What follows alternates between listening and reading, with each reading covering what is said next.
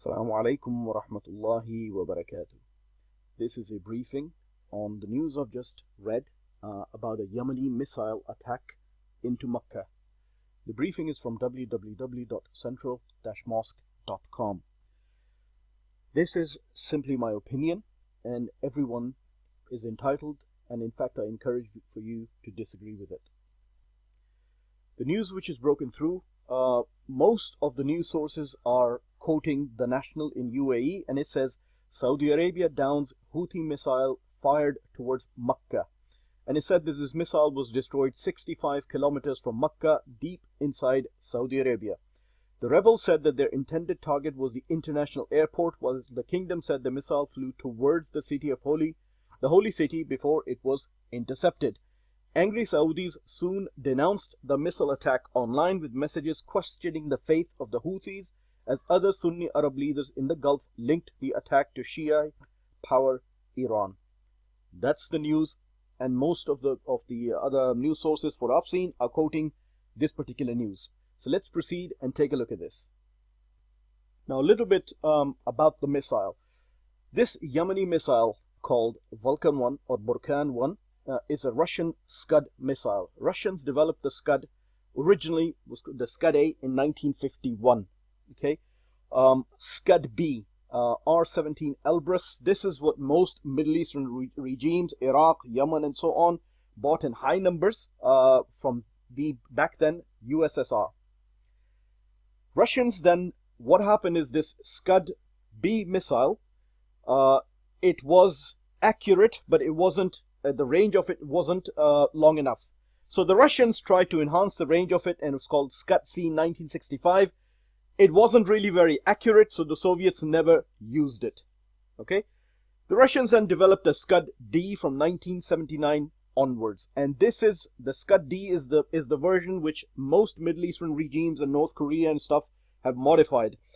It's an archaic missile, it's decades old. So let's take a look at what this missile is actually capable of doing. During Desert Storm, Desert Shield, Saddam Hussein, he deployed this Al-Hussein missile. This is what the picture looked like. How long is that? 30 years ago or something. It was a Scud B missile. It wasn't, the range of this wasn't long enough to hit Tehran, Iran, Iraq during the war. So what they did is they modified the Scud B missile, called it Al-Hussein, to target Tehran. It was basically, wasn't a very accurate missile, wasn't really very good. All they did is lobbed it, and they hoped for the best. When the Americans invaded Iraq during Desert Storm and Desert Shield, this is the Iraq when this is the missile which the Iraqis lobbed at Israel and also at Saudi Arabia, tried to do some damage. It's a big, massive missile. When we looked at it, in our younger days, this was all over the TV news. You know, every time Saddam launched one of these things, it's a big, massive looking thing.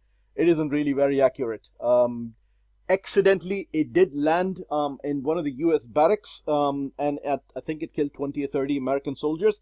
But the expert point of view at that time, 30 years ago, was that was a fluke. Basically, the missile wasn't very accurate. They lobbed it and they hoped that it hit somewhere. They did some damage. It was more of a very, very crude weapon that Saddam Hussein had. He lobbed it, hoped it would land somewhere. Today, the pride of Yemen is this 12.5 meter Scud D. So as I said, the original Scud D from 1979. The Yemenis are saying that this has got Yemeni technology. It obviously isn't. Yemen is a very poor country, not very advanced in science or technology. They've obviously taken a Scud D, made some minor modifications to it and stuff. It wasn't a very good missile to begin with, and it is no one is really bothered about this missile being on the cutting edge of missile technology or anything like that. Let's watch the promotional video of Yemen government of their pride and joy.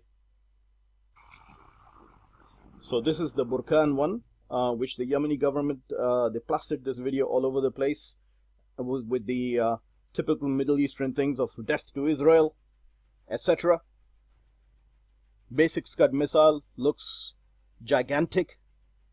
It's really very archaic stuff. They're claiming that this can hit beyond 800 kilometers. Actually looks like from a 1960s Bond movie or something. So we'll stop it there. So here is what all I've done is drawn a line as a crow flies, as they say. This is the closest point, the Saudi-Yemeni border, okay, to Jeddah. Makkah is over here. So as you can see, this is roughly 600 kilometers, okay. Yemenis would obviously launch it from inside Yemeni territory, not in the Saudi territory. So the distance will actually be longer, okay. So this missile isn't very accurate. And one thing is the Yemenis are claiming they launched it at Jeddah airport. And Saudis are claiming it was launched in the direction of Makkah. Well, if it was launched from the Yemeni territory, it is kind of in the direction of Makkah. It isn't very accurate. There's no way it's going to land. But, you know, wherever it dropped, it is going to do some damage because it's a big, massive missile, as you can see.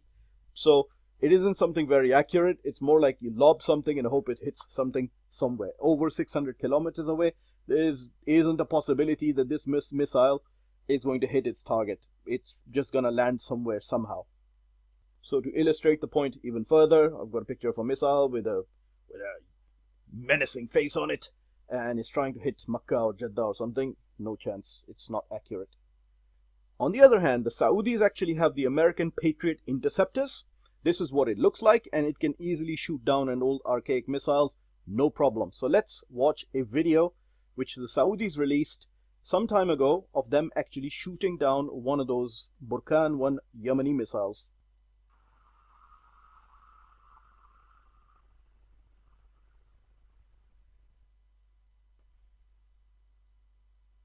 And poof, the missile walks in the middle of the path. Game over. So that was a very short technology overview. Now let's think about this situation as to what's happening between Saudi Arabia and Yemen. As you know, Saudi Arabia is one of the richest countries in the world. Yemen, one of the poorest, underdeveloped countries in the world.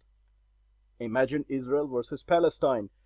The Palestinians, their stone pelting, okay, is portrayed by Israel as a threat. Israel responds with the most advanced military weapons upon the Palestinians. And the world is completely aghast. That's kind of similar to what is happening in Saudi Arabia and Yemen. Yemen is actually one of the most poorest, underdeveloped countries, as I said, in the world. They've got nothing. All they've got is this little decades-old missile which they've put on YouTube. It is some kind of a threat, and all they're doing is lobbing it across to Saudi Arabia, hoping that it will land somewhere and do some kind of damage. Anything. Just like what we see on our on YouTube and stuff, the Palestinians throwing stones at one of the most advanced tanks in the world, Israeli tanks. That's what it sounds like. Now, we are Muslims, and in this war, children, civilian, women are dying due to Saudi campaign, Saudi bombing. Yemen has no capability of bombing Saudi Arabia at all. It's Saudi Arabia which is bombing Yemen. Now, there's absolutely no doubt that Iran, because Yemen, some of these rebels are Shias, so there's absolutely no doubt that Iran is involved in supporting them. Okay. So most Muslims are looking at it from a point of view of a Sunni and a Shia thing, and obviously because we are Sunni, I am Sunni, most people who are watching these videos are Sunni, and they're going to support Saudi Arabia, particularly when there's news that these guys are now going to attack Makkah with a missile. My brothers and sisters, let's step back for a second. You know how we are aghast and inflamed when Americans accidentally bomb civilians in Afghanistan or Iraq? Wedding, funeral services, exactly is the kind of stuff that's happening in Yemen. The Saudi Arabian military isn't very advanced. They are not very good. They're just going and bombing everybody to cloud cuckoo land, and that's it. Now, weddings are getting bombed, hospitals are getting bombed, places are getting bombed. Saudi Arabia has a lot of supporters in the Muslim world, of course, because there's haram there. Okay, Makkah and Medina, so people get emotional about this. But let's step back a little bit. Okay, there are people dying in this war.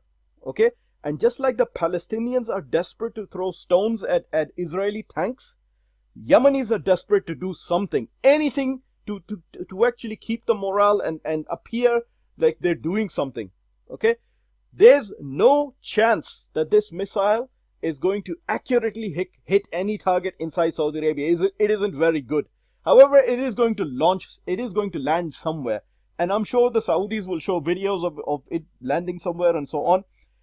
My brothers and sisters, I don't want to sound pro-Saudi. I don't want to sound pro-Yemen.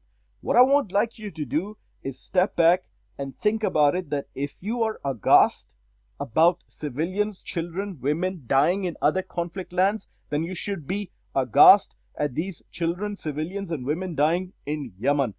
Even if you don't want to support Saudi Arabia, support the international effort to put an end to this campaign. One of the most poorest countries, malnourished children.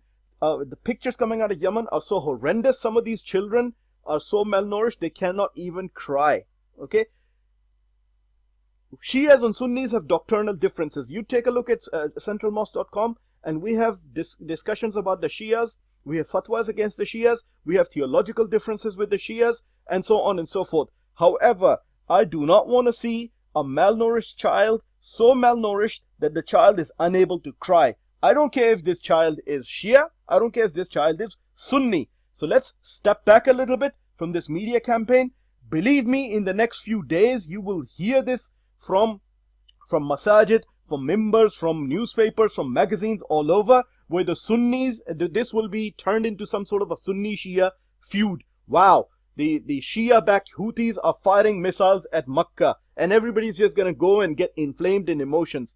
My brothers and sisters, my dua to you is, don't be pro-Saudi Arabia, don't be pro-Yemen, but pro-humanity, pro-innocent children, pro-innocent people who have nothing to eat and have nowhere to go, and bombs are coming down on them like drops of rain. May Allah subhanahu wa ta'ala bring peace to this region. May Allah subhanahu wa ta'ala keep me, you, and everyone else safe. Ameen.